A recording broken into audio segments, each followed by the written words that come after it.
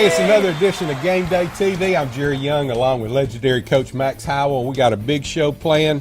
Max, just a lot going on this week. It really is. I started to start the show with my head down and cry because the SEC is in turmoil, Jerry. I don't ever remember it being this bad on any given Saturday. Guys, we'll get into that as we move forward to this show today. You know, I had a full moon this past week. And the wolves were howling. Right. and Friday the 13th, if I think that's right. You're right. It's just been a weird week. Saturday just didn't. Let me just go ahead and throw it out there. What happened at Auburn LSU? Well, I'm going to tell you something. There's some wolves out there howling for people's heads right now. Right. Just because of the production on the field, Jerry. They can't get over. It's been 1999 since right. Auburn's ever won in Baton Rouge. Both read a good article this morning. They may never win at Baton Rouge again. That's right. I mean, I don't know. I'm not yet sure. to be determined. And I'm not sure that Gus is going to ever have a chance to win at LSU. I hate to throw that out there, but that's a real possibility. Hey, this show, Max is going to overhaul and demolition a few teams coming up here on the show. We'll talk about SEC matchups as well and what's going to be happening this coming Saturday. I'll have your high school report, and this week we're going to talk top 10 scores as well as some brackets. If they win like they're supposed to or where they are today, who would play who in the state playoffs? That's only 3 weeks away, folks, if you can believe that. Game Day chef Marty Staples is back on camera. He'll have his tips on tailgating segment in the third segment of this show. We'll show you Marty and let you get some recipes, which will be available on our Facebook page. Go to Ask Game Day TV on Facebook. You can get the recipes for this episode with Marty Staples. Also, Kim Scherer will have your weather, and we'll talk big matchups in the SEC this coming week, and Max will have what's for supper. So, Max, that's our show for this week, but touching on Auburn just a little bit, that's going to be the highlight of the show. Alabama rolled big against Arkansas. Well, yeah, I think as we look forward now, we've already, as we go, we'll dissect what happened this past week. But I hope that's not the roadmap for what's going to happen. The projection down the road is Auburn's got a tough road to go. I don't think there's any doubt about that. We're going to talk about, the quarterback not having the ability to check at the line of scrimmage and a lot of other intricacies as far as what happens from the coaches to the players. I think I can give you a little bit better insight than maybe the average fan. I did spend about 30 years on the sideline. All right, folks, so we'll take a break. When we come back, we'll start demolition. Coach Max is going to put the hard hat on. We're going to see who gets torn up this week and how we're going to have to rebuild it. Don't forget, in this episode of Game Day TV, I'll be breaking down some brackets in high school. Very interesting stuff. Will your team make it to the playoffs? And if so, where will they fit in the bracket? We're going to tell you all about that when we come back right here on Game Day TV. At Central State Bank, we are more than your local branch. Our digital lobby offers you the same great service you receive at our local offices, all from the convenience of your phone or home. Use mobile deposit, online banking, mobile wallet, and more. It is easy, convenient, and secure. Come by and see your personal banker or find out more at centralstatebank.com. This is just another way Central State Bank is large enough to serve you and small enough to know you.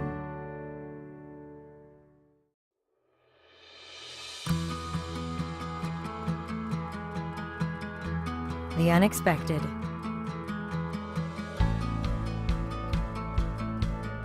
The inevitable. The inconvenient. Life can be difficult. Make it a little easier. Alpha Insurance. Sundown 10 is the only company in Central Alabama authorized to sell Autobond's Hooper Optics nanotechnology window tint film. We are the best because we sell the best. With Hooper Optic, you get the first patented nano-ceramic window film with 3 times more infrared rejection. It's 25 times more durable than competing films and 13 degrees cooler. This cutting-edge technology provides remarkable performance and cool European styling, and you can only get it at Sundown 10 in Hoover. For the best window film installed by the best team, Sundown is the place to go. You can travel all over and you won't find another town with our name or our frame of mind. So much to do, so much to see. It comes down to this, it's easy to see. There's just one in the world, positively. Tuscaloosa, the one and only.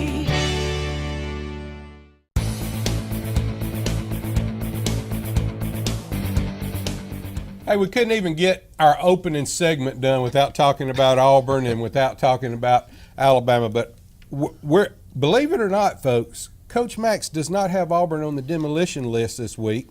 We'll find out why, but let's start with Missouri. Missouri, if you got the hard hat on, Max, tell us about Missouri. But that's so bad, I put it on backwards today, Jerry. I mean, look, Barry Odom, we've heard the whole life story of Coach Odom. I mean, he was there back in the 90s when the program was at this level, and they turned it around. We've heard him say he was hired on the coaching staff with Gary Pickle, the last coaching staff, that turned it around. Now he takes over. Guys, I believe it's gone downhill since then. Georgia could have stopped that game in the first quarter and won by 30 this past weekend. So Missouri just, I just can't see. They're 1-5 right now. I don't see any hope. I think 4 wins is the most they're going to do, and I do believe those will be out of conference games that they got a chance to win. Other than that, Missouri, complete overhaul. I do think they eventually make a change up there. How much leeway they give him, because we don't really know the philosophy of the university.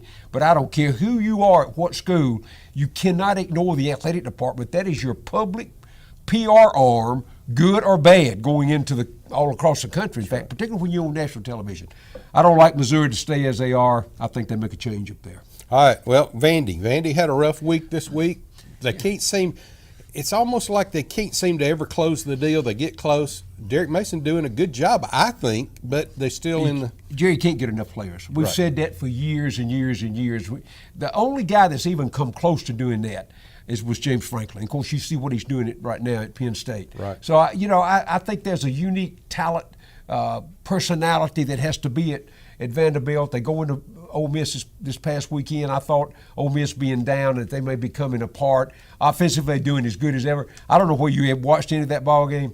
Guys, me and you could run through the Ole Miss defense right now. Right. Ole Miss is going to have a tough way to go. We're going to talk a little bit about them as they go. But Vanderbilt right now, I think it will be 4 or 5 win team. I don't think they get to a bowl game. The schedule's too tough in the Southeastern Conference. They just don't have enough talent. They've got some good talent for a half. You go back and look at the history, Jerry. They can play with anybody for the first quarter. Second quarter starts to get, by the time they get to the middle of the third and the fourth quarter, whatever players they got, one or two things, either injured or fatigued. And they can't compete at that level. Derek Mason's done a really good job for what he's got, but I'll be interested to see how much longer. I don't think Vanderbilt would dismiss him, but how much longer can he stay there to improve his career? I think it'll be kind of short. Is he a better coach than at Vanderbilt needs? I mean, in other words, you saw what Franklin did, came out, went to the bigger stage. Is that possible for Derek Mason? I think he goes back as a coordinator. He came there with impeccable credentials as a defensive coordinator from Stanford.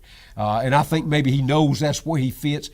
When the camera goes to him on the sideline, you've never seen a more frustrated guy. I mean, he's just absolutely almost torn apart on the inside because he can't get his message to the guys to perform on the field. And it's not anything to do with his communication skills. It's the fact is the talent on the field just is not good enough over 60 minutes to play with the SEC schools. All right, well, that's the 2 teams that we had on our demolition segment. So now let's move on to just a little bit of remodeling, but we start with Ole Miss. I'm going to they're kind of on the borderline.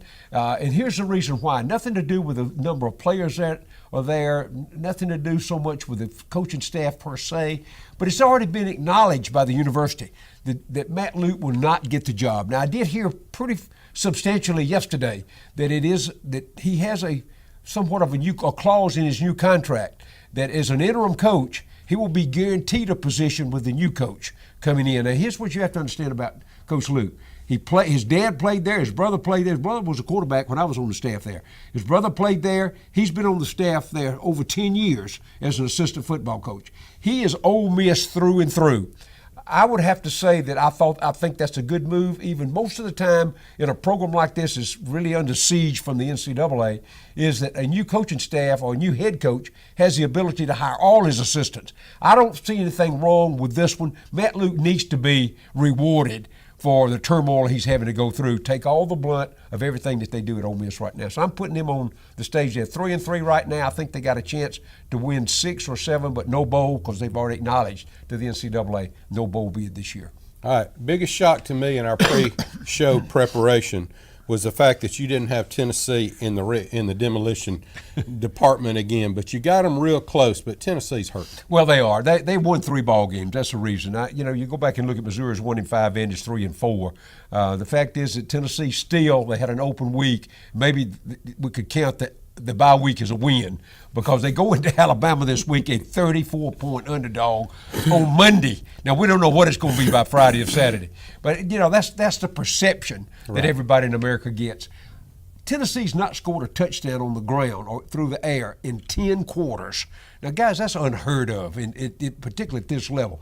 Tennessee, and I watched the game Saturday, and the fact is you got Phil Fulmer on the side. They introduced him, rewarded him at halftime, acknowledged his success there. And now you got Butch Jones. I hate to keep saying this. Butch Jones looks lost. He doesn't have the answers he gives to the questions. Almost are not coherent in relationship to what happened on the field.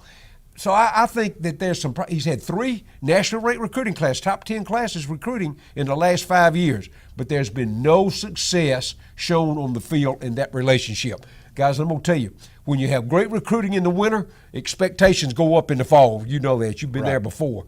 So you got to expect some things to take a turn, and probably not for the best right now at Tennessee. Tennessee gets beat, I think, as badly as Coach Saban wants to play his number ones this week. I think he actually pulls them in the third quarter.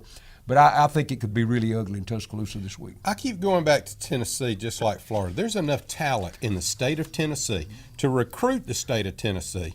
Vanderbilt is not going to take the same players that Tennessee wants. Memphis is not. No. You're sitting there, why can't they get the players, and what's the problem? Here's the deal, Jerry. It's because of the structure of the state. The Memphis city limits and the Memphis, basically their population has no identity with the University of Tennessee. It's too far away. Right. It'd be like Auburn and in North Carolina. It's almost that far away. So, you go back and take a look at the way they've always done well recruiting the Carolinas and Florida and up on the East Coast. That's the way every winning program at Tennessee's ever been. Butch Jones comes out of that Eastern Michigan, Cincinnati background. He should be able to do that, guys. But I don't think there's anything to do with the amount of talent that gets there. It's what happens to them once they get there. Do you know they've had 3 offensive coordinators in the last 3 years? He changes every year. And what has happened? No touchdowns in the last 10 quarters. Right. So, you go back and look, it's in turmoil right now. There's a new chancellor. There's a new athletic director. Butch Jones has no connection to either one of those. The expectation now, I'll have to say, when they started off the game on Saturday before kickoff with South Carolina, there was 100,000 people in that stadium. Right. Check the stands when they panned the stands in the third quarter. Yeah. They were drifting out right and left. That will kill the program and kill the coaching staff. Over half of them had left, Max, and that was one of the big things that they were saying. Absolutely. Is how many people had left so early from Tennessee. It is. I don't know what the answer is. I'm not sure anybody does, but you hate to see a university, the state university in Tennessee, they can't seem to. And I don't know how many of the listeners out here and the viewers that we talked to, Jerry, have been to that stadium. I've done a half a dozen radio shows from that right down below. I love going down on the river. They talk about the Vol Navy. I've done them from boats. I've done them there's a sports bar right at the bottom of the stadium, the banks below the stadium. I've done all of that and love it. It's the greatest atmosphere until the game starts. Right. And then it just it's wilts because the fans come for the party. It's almost like Ole Miss.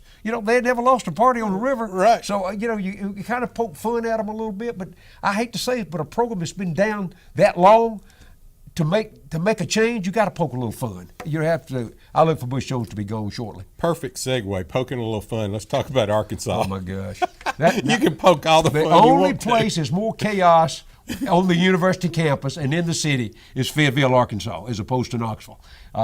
It's going because at least they got some stability in the athletic department at Tennessee.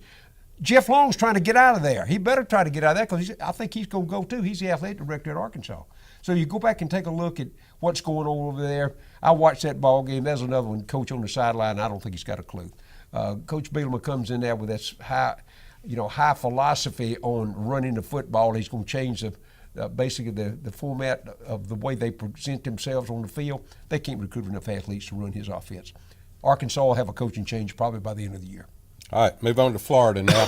McElwain comes in. High, it's like a high and a low with Florida. It's almost the same thing as Auburn. Little high one week, little low one week. Yeah, well, here's what's happened. They got so many guys on that football team that they had some character problems. They had to dismiss 10 guys or suspend 10 guys for credit card fraud. That took 2 of them. The starting running back and the starting wide receiver was 2 of them. They've had 3 or 4 injuries since that time. No consistency, no depth on their defense and offensive side of the ball.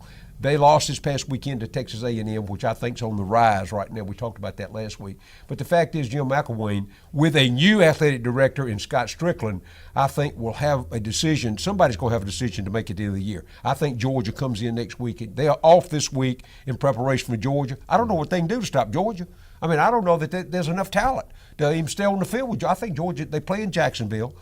I think there's enough talent at Georgia right now to just absolutely embarrass whatever Jim McElwain can put on the field. Florida's going to be in for a world of hurt. They'll probably be with a hard hat next week. Yeah. So I like where Georgia is right now in relationship to Florida. I thought at one time going in, and we heard us say here on the show, I thought Florida could win the SEC East. Scratch that. Wrong. Georgia wins it hands down. All right, Matt's going to take the hard hat off when we come back. We're going to get into Auburn, which is quite possibly the most interesting game that we had of the whole weekend. But I want to remind you, you can follow us on Facebook if you'd like to at Ask Game Day TV. If you want to follow us on Facebook, just hit the like button. Our show will be there every week for you to see on Facebook, as well as other outlets around the state. Also, you can follow me on Twitter if you want to get some high school update. I try to keep that pretty well updated on Twitter for you at Jerry Young FB. So a lot of opportunities, a lot of ways to catch our show and to catch the high school updates as well. We'll take a break now. We're going to come back. We're going to talk about this Auburn and LSU game and what happened and why Max didn't have the hard hat on when he's talking about Auburn. We'll be right back here on Ask Game Day TV. Central State Bank is your hometown bank with signature personal service at 5 convenient locations in Shelby County. For more than 100 years, we've been large enough to serve you and small enough to know you. Come by and see us and visit us online at centralstatebank.com. Home. It's where you take your time. Build the future. Make your memories. Celebrate. Come home. Alpha Insurance. Thank you. I never in a million years thought that I would ever have to utilize a Ronald McDonald House. It meant the world that I was able to stay so close to her, and she was never alone. Thank you from the Chepkauskas family. Sundown 10 is the only company in Central Alabama authorized to sell Autobond's Hooper Optics nanotechnology window tint film.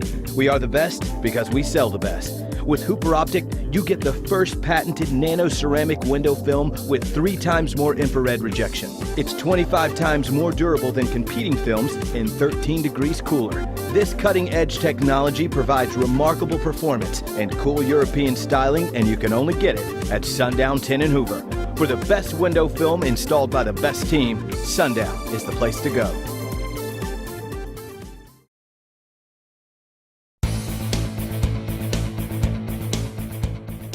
Well, while we were in break, welcome back, by the way, to Game Day TV. While we were in break, Max had to get some water because he's so choked up about talking about this. But let's start with the paint and touch-up, and hence the bottle of water, because you may get so fired up as we go into this. But let's start with South Carolina. Well, let me tell you something. I wish there was something stronger than water in there, to be honest with you, after what I witnessed this past week. I told you I started to start the show with my head down. Right. I mean, it was, I can't get over it. Anyway, let's talk about South Carolina.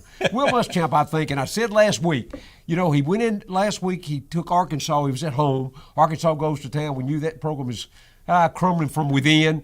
He beats Arkansas. And I said, hey, that's one down. He goes into Knoxville this week, and I made the statement this time last week saying if he goes into Knoxville wins, he may get Coach of the Year because he's helping purge the SEC from teams that just can't match up right now. Right. And what did he do? 15-9. They get a good win. Tennessee inside the 2-yard line twice, could not punch it in the end zone. We know that Coach Muschamp's forte is defense. He was with Coach Saban for a long time. He's been at Florida as a head guy. We know all about Will's background. But the fact is, he goes into a hostile environment with 102 or 3,000 people in the stands to start with. By the halftime, he had it down to his number, about 50. That's what shows up in Columbia week in and week out. But South Carolina is a what I call just a pedestrian type team. They got a hard hat on and they go to work every day. They don't have a lot of great athletes. The Bentley kid, we've talked about Jake Bentley, the quarterback from Opelika, goes over, finished high school at 17. He's an 18-year-old sophomore. How you like that? And yet I thought played an outstanding ball game for South Carolina. So a little touch-up. The injury factor has absolutely killed South Carolina. They've lost their 2 best wide receivers, a defensive back, and 2 best running backs. Yep. Their second best running back broke his leg Saturday. So they're down to number 3, and they're going to have to play 3 and 4 the rest of the way. They're 5-2 right now. They can get 2 more wins and become bowl eligible. Hats off to them because nobody at the beginning of the year thought South Carolina could come close to that. All right, you and I have been doing media, radio, TV for the last 5 or 6 years together. We've been very critical, you have, and I have too, of Will Muschamp. Yes. Do we kind of take him off of that? Because it seemed like when he first got the head coaching job, he was a career assistant. And he couldn't control his emotions. All of a sudden, the last 2 or 3 weeks, I've seen a different side of it. He's standing on the sideline. He's got his muff out. Right. He's got his play sheet. I've never seen him run out to the hash. Right. He goes out to call timeout. I've never seen him run out there and chest bump any of the players. I've never seen him grab a hold of one and jump on him coming off the side. Right. He has matured. I absolutely believe that. Right. And I think part of that, Jerry, is reflecting in his team now. If you notice the last 2 wins, they play just enough to get behind the first half. It appears, a great motivator at halftime, a great analysis. He can put the breakdown on what to do and the changes of the game plan, because the second and third, fourth quarter every week seems like they step up and play better because they get the win. Well, one of the reasons, to me, is the reason that he is more of a head coach. He's been listening to you and I for 5 years. He had to do something. Okay, hey, let's move on. He made that remark to me one time, that I don't need to listen to you guys. Oh, that's right. We're poison. We're poison. That's before Coach Saban said we were rat poison. That's right. Okay, Mississippi State, Coach. Well, they won the games they're supposed to win. They got beat twice on the road, at Georgia and at Auburn. I mean, by 40. Right. And not, that. Now, they played BYU. We predicted that win last week. BYU's 1-5 right now. No competition whatsoever. Now, in contrary to a lot of people's belief, Kentucky's going to come in there this week and give Mississippi State all they want. A lot of people in Mississippi don't believe that, and I may be way off base in the performance this coming Saturday, but I've watched Kentucky closely this year. They're 5-1 coming into this ball game. If you go back and look, Mississippi State's 4-2. They beat LSU that opening ball game. I don't even think LSU knew what they had. LSU's gotten better. I don't know whether they could beat them that badly or not right now. But Mississippi State plays well in Starkville. They do have trouble on the road. But Kentucky coming in, I think it's going to be a close ball game. I'm going to say Kentucky's got a chance to win that one if they don't make any mistakes. Mississippi State, if they play error-free football, will come away with a win. Fitzgerald was a very balanced quarterback this week. He's 6'5", he's 250 pounds. He ran for 2 touchdowns, and he threw for 2 touchdowns. That's what Dan Mullen likes, a balanced offense, even though he's coached quarterbacks to a whole different. Dak Prescott was a good example. He was a 3-star quarterback coming out, came in, he took Mississippi State to number 1 in the country for 5 weeks, then he became the starting quarterback for the Dallas Cowboys as a rookie. So that tells you that Dan Mullen can coach quarterback. So my point is I think they play well. They received no injuries. They played pretty solid football this week against BYU. Kentucky had a week off, so they're going to get ready. I think what they'll do is the defense with Stoops, which is a defensive-minded guy, they'll try to basically keep Fitzgerald in the pocket all night long. They're going to play man coverage on the outside. I think they got a chance. Mississippi State probably can win the ball game. If I had to guess, I hadn't seen the line on it, I'm going to say Mississippi State's favored by 3. They probably cover it by 3. All right. The last 2 teams on this segment will be LSU and Auburn. You don't have the hard hat on for Auburn. But let me just tell you, and let me just kind of tell you my thoughts on this. It seems to me like, well, let's just take Alabama. They were up 17-0. Was there any doubt in anybody's mind that they weren't going to win that ball game? No. But Auburn's up 17, whatever it is, to nothing. There's always that doubt. There's no confidence in the fans. There's no confidence, it seems like, on the team, and there's no confidence of the coaches, and that's evident of what Gus Malzahn said at the interview at the halftime. It's like, oh, no big deal, we got it covered, but that's not what Auburn fans want to hear. So let's. And the reason there's no confidence, Jerry, because they don't produce. Right. They don't. I mean, they stand as good a chance up 20. It was 20-0 beginning of the second quarter. Right. They up 20-0. What do? We talked about this last week. Coach Malzahn's philosophy is, hey, let's pull back. Let's be a little more conservative. Right. They ran the football 17 consecutive first down plays in that ball game. That's unheard of. I never heard of that before. And here's where a question I've got. Coach Malzahn comes under heavy criticism this past year about play calling. Scott Lashley was the offensive coordinator, played for him at Arkansas State. He moves on to UConn, by the way. Right.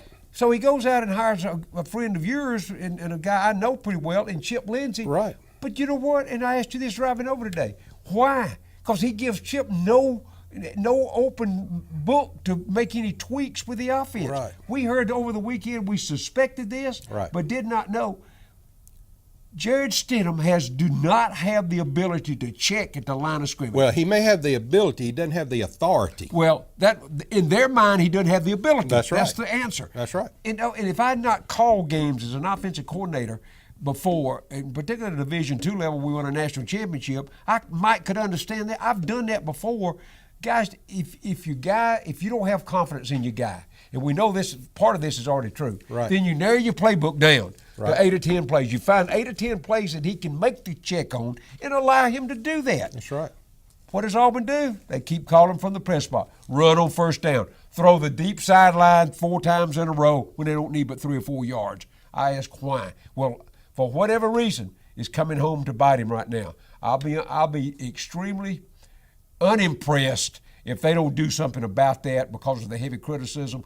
I'm beginning to think Coach Malzahn's personality would not allow him to allow their quarterback to throw the ball down the field first or make the check to throw it or allow him just to run other than just a basic offense. One time, they actually drew a circle on the screen like they do when they're announcing it.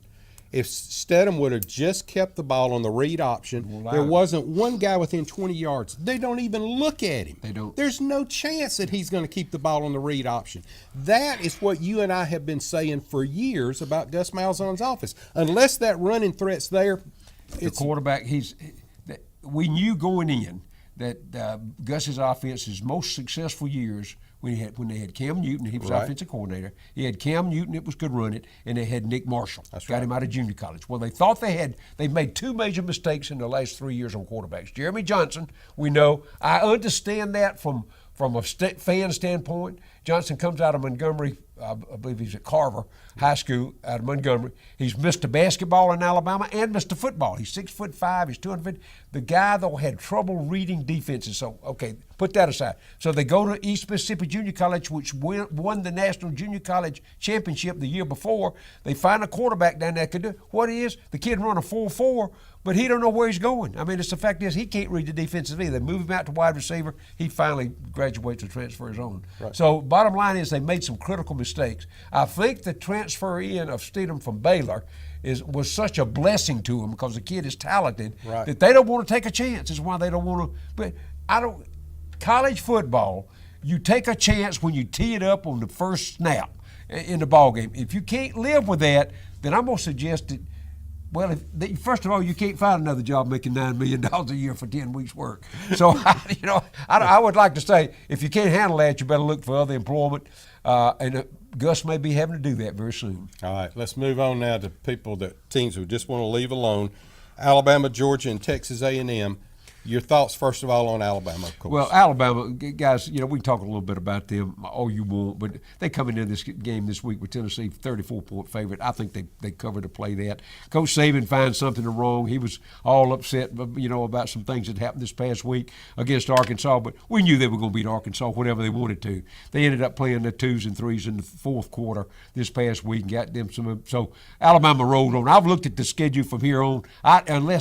Unless Alabama plays worse than they did at Texas A&M, they go undefeated. And I think if they play Georgia, they beat Georgia in the SEC And, of championship. course, Georgia, we leave them alone as well. Texas A&M showing you a little bit of something. Yeah, they are. This week, and we said this for a couple of weeks. I came into this year thinking, okay, if there's anybody out there, after looking at the schedule, who's got a chance to play themselves off the hot seat is Kevin Sumlin. Right. And I think that's holding true, Jerry. I really do believe that. Coach Sumlin's he's allowed John Chavis to run the defense. They've done a good job with the defense. I look down the schedule. They could win 9 or 10 right now as they go. I believe they're 5-2 right. Coming into this next week. They're off this week.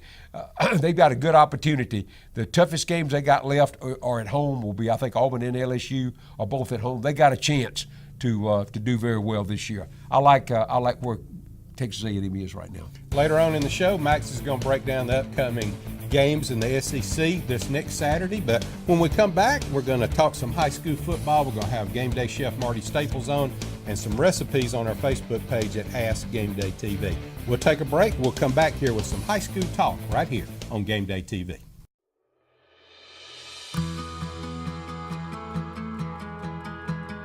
How do you show love? With the big things? The little things? The tough things? Your everything. Show them you care. Alpha Insurance. At Central State Bank, we are more than your local branch. Our digital lobby offers you the same great service you receive at our local offices, all from the convenience of your phone or home. Use mobile deposit, online banking, mobile wallet, and more.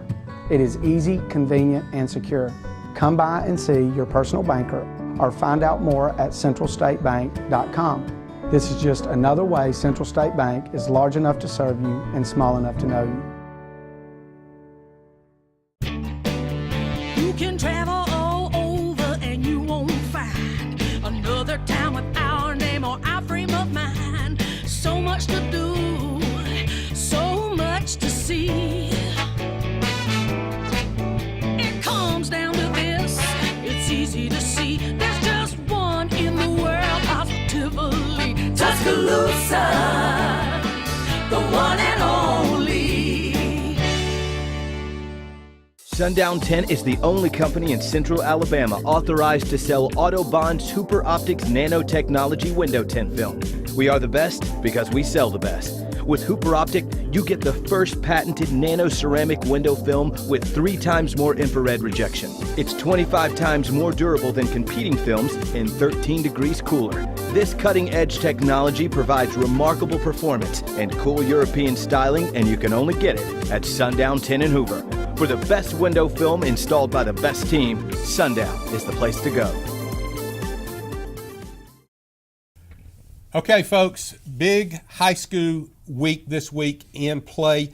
We've got 5A, 6A, and 7A is all we're going to have time to get to. Max, you know how excited I get about this high school. There's some big ball games. It really is. I mean, we took an hour and a half just to go through the 5 and 6A, 7 yesterday in the prep work. Right. So, roll. Let's do it. All right, let's start with 5A right here. We put up on the screen the top 10 in 5A. Here's how they stack up. Number 10, Jackson, they lost. The rest of the teams in 5A all the way up, Demopolis, May Jemison, Etowah, Winona, Alexandria, Beauregard, Carroll, St. Paul's, and Briarwood Christian all won. They all have big games coming up this week, with most of them will be region games, so you look for Briarwood, St. Paul, Carroll, and Beauregard to come up big in those games. Moving on now quickly to 6A.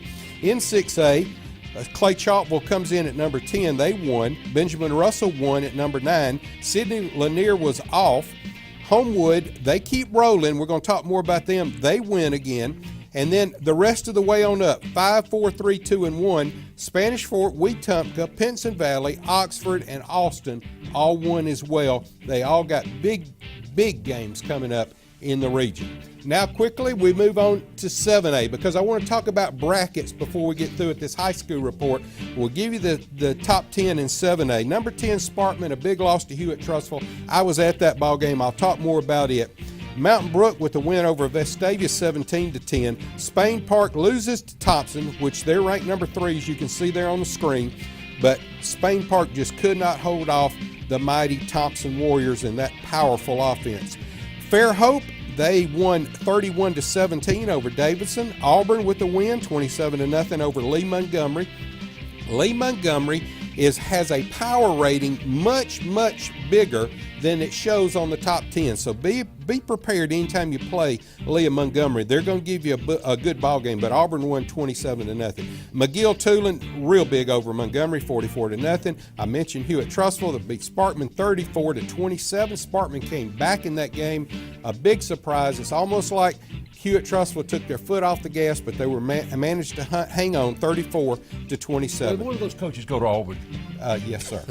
Yes, sir. It's Auburn's offense on the thing. I can tell you. I mean, that's the philosophy. Go ahead. I know. You're right. All right, Thompson, we mentioned they beat Spain Park. Can't say enough about Tagovailoa.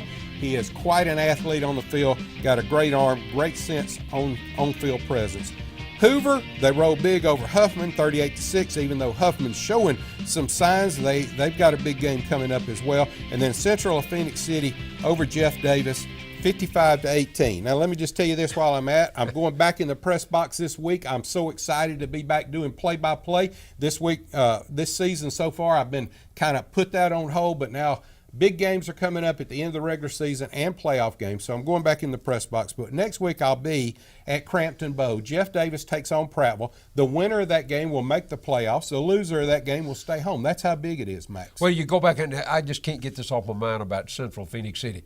Their best wide receiver, the top 2 or 3 player in America, didn't even score a touchdown. No. So does that tell you how strong Central Phoenix City is? Well, Jamie Dubose down there he's done a good job. You know, I have never said a negative word about Jamie Dubose, and I never will, because he is, man. He's won everywhere he's been. Everywhere he goes, he's a winner, and that's what what it's coming down to, and a lot of the communities understand. When your community football team wins, your whole community prospers. People come to watch the games. People like me show up, spend money at restaurants and hotels and that sort of thing to cover. All right, let's move back to 5A, and the reason I want to go back to 5A is I want to talk about brackets. Now, understand that what I'm about to tell you and the brackets I'm about to tell you about are my idea. This is as it is today. As it is today, right. And some of the games that I've looked at, some of the teams and projected, whether or not the confidence is high or low on them, that's for you to decide. But I want to talk about some of the teams in 5A. You got the South and the North. We all understand that. The South part of the state plays the North at Bryant-Denny Stadium this year in the Super 7. So in 5A, the south part of the side, look for Jackson. I know Jackson's lost. They were in the top 10. You're used to seeing them there. But they're going to win their region, I believe, in Region 1. They should play Marbury in the first game. We'll see how that comes out. I got a big star by Beauregard, and the reason I do is because Beauregard has got all the elements in place to carry it all the way. Their problem is going to be that they've got to get past St. Paul's. They got to get past probably Demopolis, who is also going to win. I got projected Demopolis to play Viger. Then you got Carroll in there in Region 2, which is playing lights out as well. What a great division in the south part of the state in 5A. Looking over at the north part of the state now, you're going to have Wetumpka, which we've been talking about all year, Max. Well, let's smoke on fire. That's right. I mean, they got the running back, they got the quarterback in place. Let's see how they do. I've got them down as winning Region 5. Play it in the first round of the playoffs, of course. And then I've got Alexandria and Etowah playing each other. Etowah's a good football team. Look for them. But Alexander is just one of those not dark horses. People overlook them, evidently. They're quietly getting there is the way I want to say it. Then you got Brooks is going to probably play corner. And then the team that everybody wants to know about, the number 1 ranked team in the state, Briarwood, as best I can tell, They should play Crossville in round 1, but we'll see how that bracket works out as well. Now in 6A, let's move over to 6A here. And it just couldn't get much more exciting until I get to 7A, Max, but this is good. In the south part, you've got Opelika probably going to play Saraland in the first round. Here's the kicker on that. Saraland's going to come in, I think, Region 1 seed is the number 1 team. But you're usually rewarded for that by play, but my goodness, you got to play Opelika. Even though in Region 3 they may be the 3rd best team, and that's projection, going to be a big game. Ben Russell's showing up again this year. They should play Daphne in that first round. Wetumpka, we talk about, they should play Blunt. Blunt is a very good ball team, just excellent matchup. And then Spanish Fort, who are they going to play? My projection is going to be Pelham out of south of Birmingham. Pelham should have a good football team. You look over to the north now. In the north brackets with 6A, Coleman going through a coaching change right now, but we'll see how they hold up. They should play Jackson Olin. Carver Birmingham should play Austin or Muscle Shoals. That game's coming up this week. Muscle Shoals and Austin. Everybody thinks Muscle Shoals is going to lose that ball game. I'm not one of those that think that. I think that's going to be a field goal ball game, and I think it could go either way. So pay attention to that score this Friday night. Another big surprise. Ramsey is not as good as they were last year. We knew they weren't going to be, but now all of a sudden Keith Etheridge goes to Pell City. What does he do? He's going to be in the playoffs his first year at Pell City. Unbelievable how good coaches, we talk about good coaches, but Pell City should project out. Here's the problem. You got Pinson Valley, you still got Austin, and you still got Homewood. The Patriots are Homewood, 6-0 right now, playing lights out. Look for them in round 1 to play Fort Payne. Look for Muscle Shoals or Austin in round 1 to play Gardendale. Look for Pinson Valley to probably play Hazel Green. So that's the big thing in 6A. All right, let's move on to 7A now. In 7A in the South, here's some of the teams that I project to win. Jeff Davis or Prattville, as I told you, will make it in. One of those two will make it in the playoffs. What's their reward going to be? They got to play McGill-Tulane, undefeated McGill-Tulane down out of Mobile. Lee Montgomery, I've talked about. They're going to play either Davidson or Murphy in my projections. Fairhope's going to play Auburn. Central of Phoenix City is going to have an easy ride in the first round. They should draw Theodore. So in the South part, look for Central Phoenix City to end up playing out of the other bracket, McGill-Tulane, see who goes to Bryant-Denny. In the North, you got Mountain Brook will play Bob Jones probably. Sparkman will play Hoover, Gadsden City, or Huntsville. I've got those as a toss-up. We'll play Thompson. I'll be broadcasting that game, by the way. First round of the playoffs. That game will be broadcast on the NFHS Network. It's a statewide game of the week.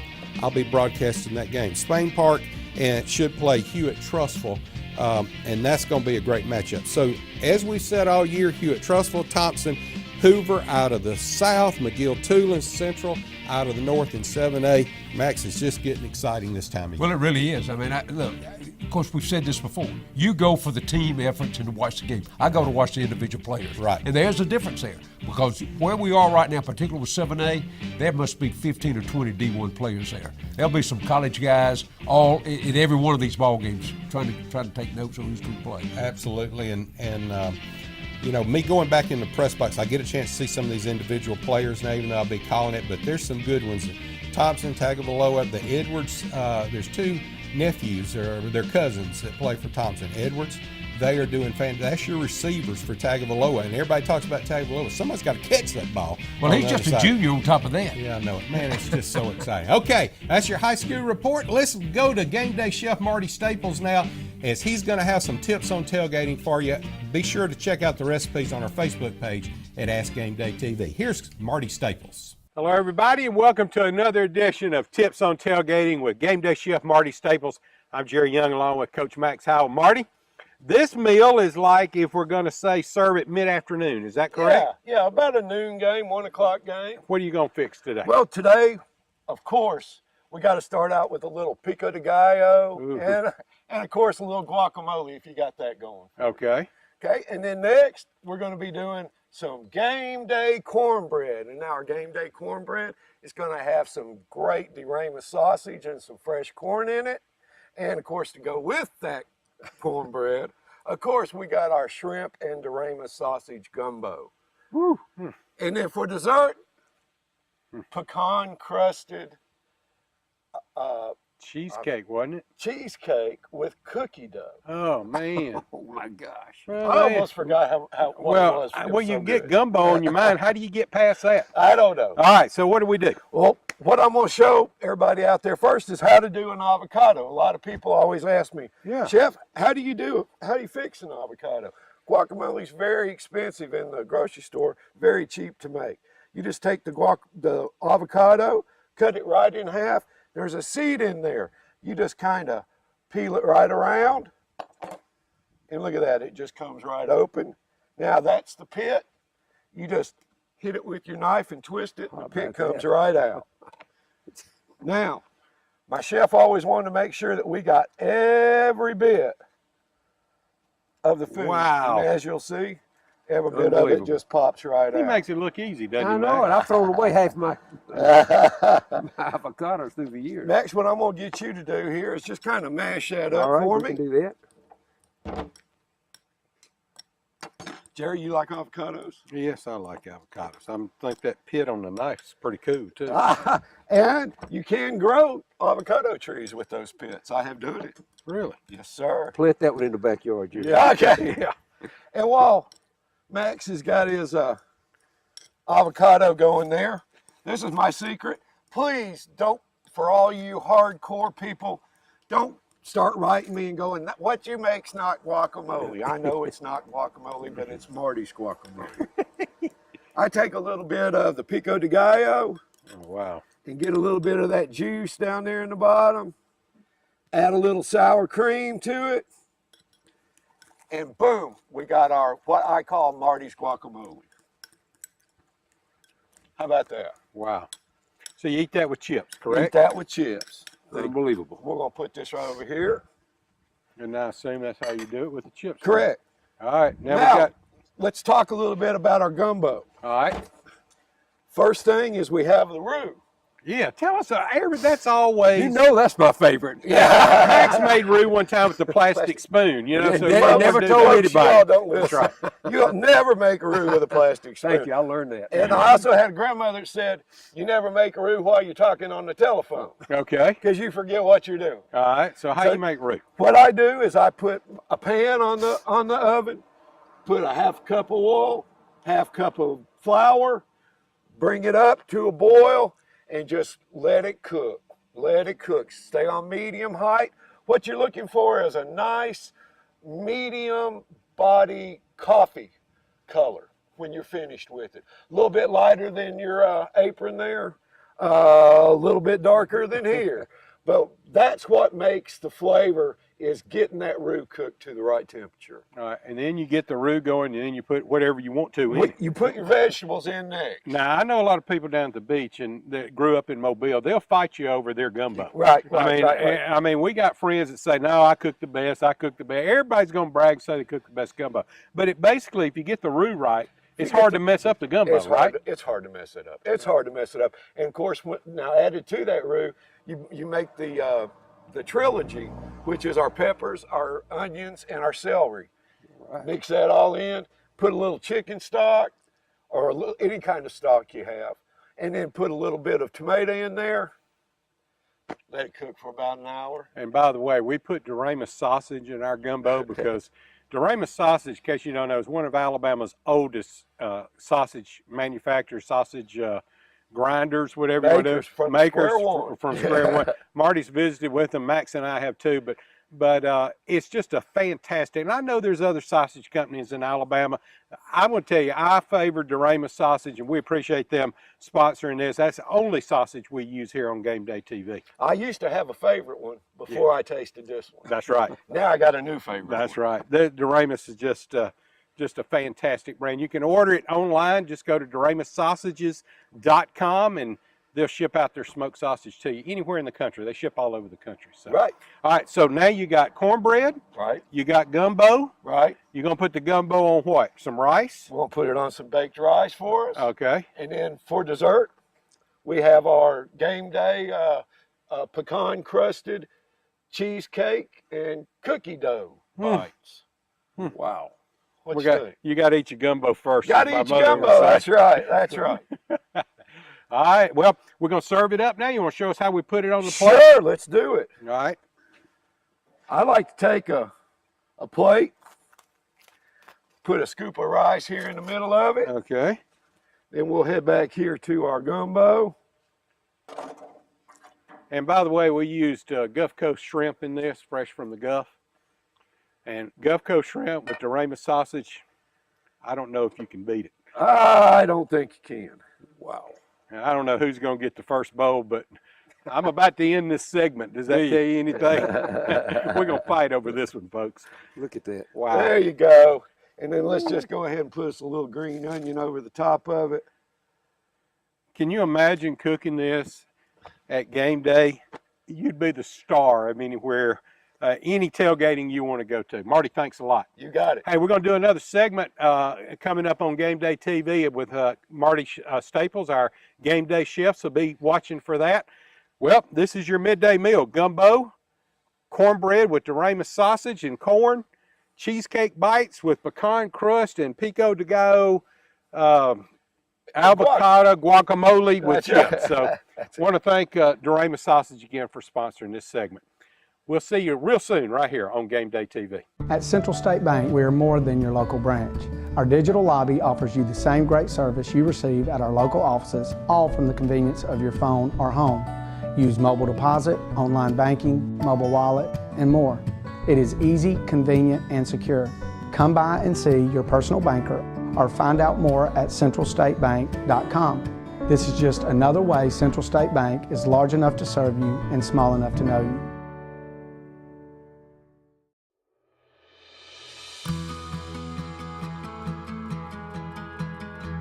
The unexpected.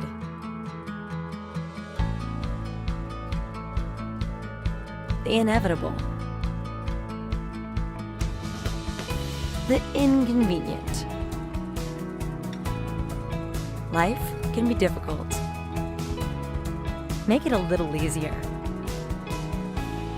Alpha Insurance. Thank you.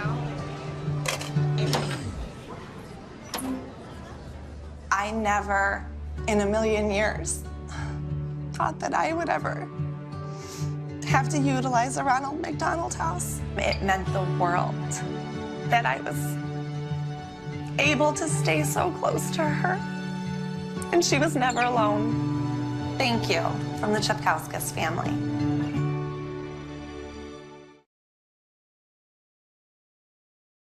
Drier air and cooler temperatures are the headlines for this week's weather in Alabama. In other words, true fall-like weather is finally on its way.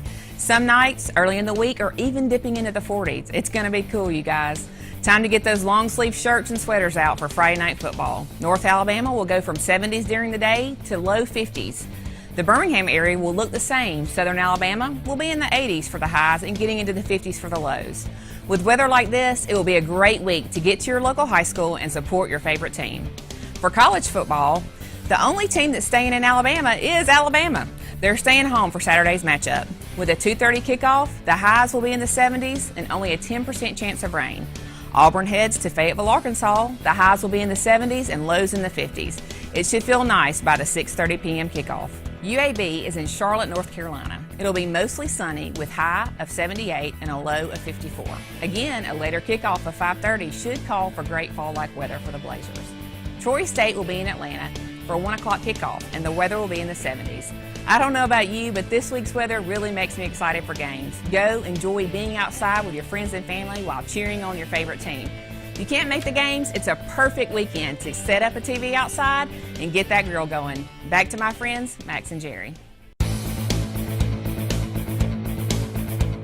I want to thank Kim Sheriff for bringing you game day weather. Always does a good job. Max, fall's finally here, by the way. Hallelujah. I think, telling you. We talk about in the 40s coming up this week, and I'm happy. All right, let's start with Tennessee at Alabama. Every year, man, it's just, but no hope for Tennessee this week. This is for Tennessee. Okay. I hate to say that, but it could be ugly. I mean, really.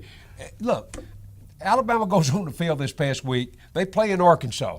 Arkansas brings a 6'8", 280-pound. That was the funniest sight I've seen in a long time. Alabama couldn't knock him down. One of them would hold his legs and 2 or 3 of them jump on his back. Now, that did not make Coach Saban very happy. At least Tennessee's got average-sized players.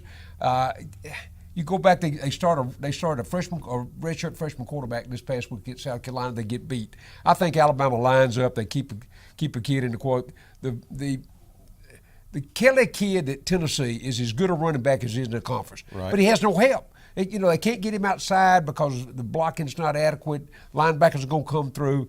Tennessee just really is going to be struggling. That's all I can say. I look at the line is just an indication of what the fans usually think about who's going to win the ball game and how much. It would not surprise me to see Alabama hang 50 or 60 on Tennessee well, the this line's week. like 28, isn't it? 34. 34. Going into the ball game on Monday, it was 34. That's rat poison. I mean, that is. That is rat That's poison. exactly what Coach Saban said. That's but you know what? Those kids laugh all the way to the practice field. That's right. I can guarantee they don't laugh when they get on the field. But they know how good they are. They absolutely do. So I like Alabama in this. I think Coach Jones is certainly on his last leg. There's too much turmoil going in. He may last the end of the season, or he could be dismissed before the next ball game. So Alabama over Tennessee, big. All right. Auburn goes up to Arkansas.